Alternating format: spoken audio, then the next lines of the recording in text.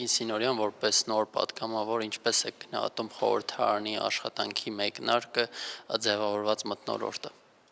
Բարև ձեզ, շնորհակալ եմ հրավերի համար, այսօր արդեն օգոստոսի 24-ն է և խորհրդարանի աշխատանքները մեկնարկել են օգոստոսի 2-ից սկսած, այս ամբողջ ընթացքում զբաղված էինք խորհրդարանի մշտական հանձնաժողովների նախագահների ընտրության հարցով, իսկ այսօր արդեն կառավարության ծրագիրն էին քննարկում և հանրապետության վարչապետը դա էր ներկայացնում։ Իրականում մթնոլորտը բավականին հետաքրքիր է և այդ տրամաբանության ներքո շարունակելու ենք աշխատանքը, ինչպես պարոն Ռուբինյանը արժե նախագահը նշել էր, մենք գործելու ենք բարևարկության կանոնների ներքո, սակայն եթե ընդդիմությունը իր բառամթերքը փոխի, համապատասխան իրենց պատասխանը ստանալու են, այսինքն համաչափ է լինելու ցանկացած մոտեցում։ Հետաքրքիր է, որ նախորդ գումարման ազգային ժողովի հետ համեմատած ընդդիմությունը ավելի շատ է ներկայանում նիստերին, ըստ ձեզ դա երկարատև բնույթ կկրի, թե հիմա օրինակ հանձնաժողովների նախագահների պաշտոններն են տրվում, դրա համար են գալիս։ Իրականում ողջունելի է, որ ընդդիմությունը գալիս են իրենց նիստերին, մասնակցում են նիստերին, որովհետև նախորդ գումարման ընթացքում ընդդիմության ներկայացուցիչները պարզապես գալիս գրանցվում էին և իրենց աշխատավարձն էին ստանում, իսկ այժմ նաև զբաղվում են խորհրդարանական աշխատանքով և դրանով նրանք առաջին հերթին հաշվետու են իրենց ընտրողների առաջ, արդեն այլ հարց է, թե իրենք ինչ մեթոդաբանությամբ են ընտրվել, սակայն այս մոտեցումը ավելի ողջունելի է, լիահույս եմ, որ իրենք կշարունակեն իրենց աշխատանքը խորհրդարանում և կներգրավեն միջխորհրդարանական կազմակերպությունների աշխատանքներում և իրենց գործունեությունը կիրականացնեն նաև արտաքին քաղաքական գործունեության համատեքստում, խորհրդարանական դիվանագիտության համատեքստում։ Դուք որ հանձնաժողովում եք ձեր աշխատանքը իրականացնելու, քանի որ եղել եք ավականու անդամ, Երևանի խնդիրները ըստ ձեզ կարող եք որպես պատգամավոր ավելի արդյունավետ լուծումներ փնտրել դրանց համար։ Իրականում ազգային ժողովի մշտական հանձնաժողովների կազմավորման գործընթացը նոր է ավարտվում և ես իմ գործունեությունը շարունակելու եմ աշխատանքի և արդեն բարեկեցության հանձնաժողովում անվնափոխություն եղավ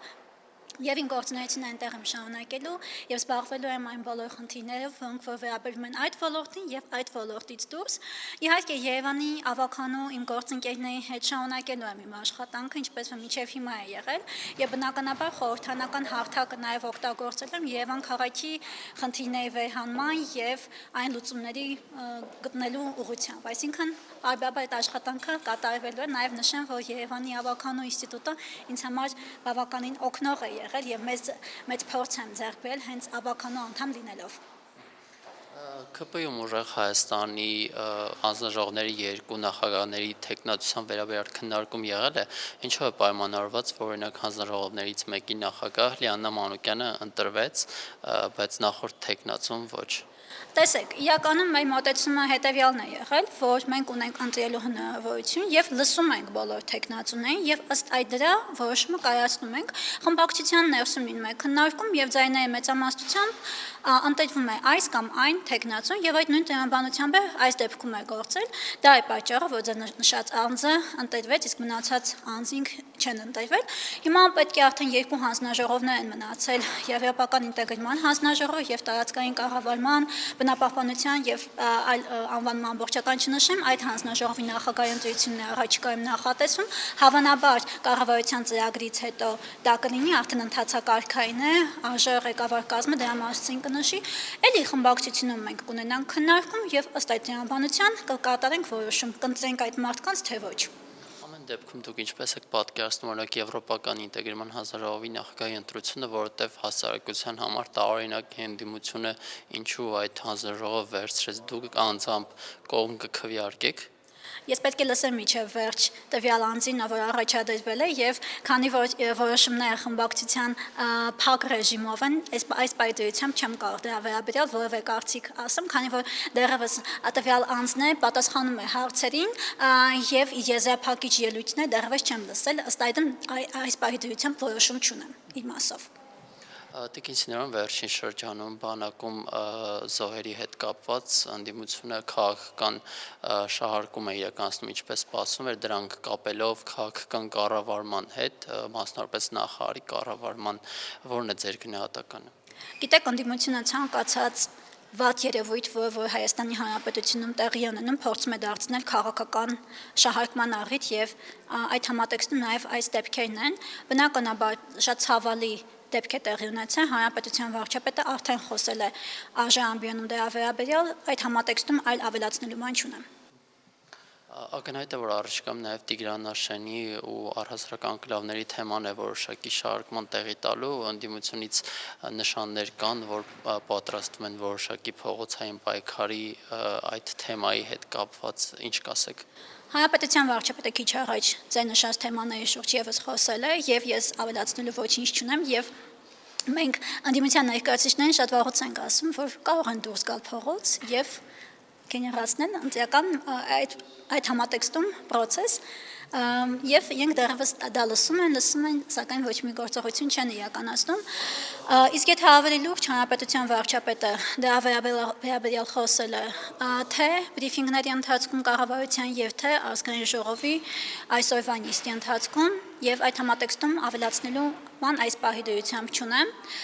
Մեր քաղաքական թիմը հանձնարարություն է ստանձնել, որ Հայաստանի Հանրապետությունում լինելու է, այսինքն կա հաստատված խաղաղություն եւ այդ խաղաղությունը մենք պետք է ամուր պահենք եւ արդեն գնանք ինստիտուցիոնալ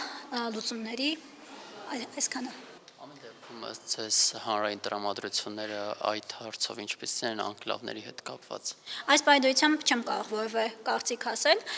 միայն կարող եմ ավելացնել, որ այն մարդիկ, ովքեր այնտեղ են բնակվում, իրենց պետք է այդ հարցը ուղղել, իրենք շատ լավ այդ բոլոր հարցերի պատասխանները կտան թե ընդդիմությանը եւ թե մեր հանրությանը։ Վարչապետն այսօր ըստեյության հայտարարեց, որ Գարեգին Բ-ն եկեղեցին դարձրել է պատերազմի քարոզչության ինստիտուտ, ընդդիմությունը սա իհարկե ձևակերպելու է այնպես, որ Գարեգին Բ-ն, քանի որ խոսում է Արցախից, դա ներկայացվում է որպես պատերազմի քարոզչություն, այսինքն կրկին Ղարաբաղի թեման են առաջ բերելու, ինչ կասեք։ Այո, վարչապետը նշեց, որ Կտիչ Ներսիսյանը եկեղեցին դարձել է Ղարաբաղի հարցի պրոպագանդայի վայր եւ քաղաքականացրել է եկեղեցին եւ ոչ միայն այդ համատեքստում է